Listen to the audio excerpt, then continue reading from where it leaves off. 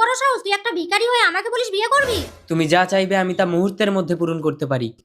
তুই নিজেই একটা ভিখারি, নিজের ইচ্ছে পূরণ করতে পারিস না, আমার ইচ্ছে কি পূরণ করবি? একবার চেয়েই তো দেখো। বাড়িতে আমার দিদি অসুস্থ, তুই যদি ভালো করে দিতে পারিস তাহলে আমি তোকে বিয়ে করব। বাটির উপরে বাটি, জমের দিব্যি কাঠি। এ কি শূন্যের উপরে বসে আছে?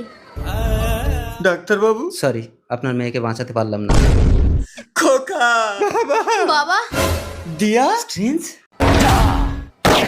এবার বাড়ি গিয়ে দেখো তোমার দিদি ভালো হয়ে গেছে।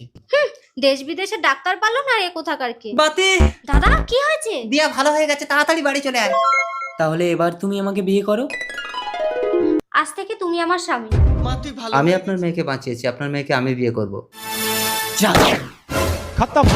দিয়া, কি হলো ডাক্তার বাবু, এবার আমার দিদিকে বাঁচান। Sorry, impossible.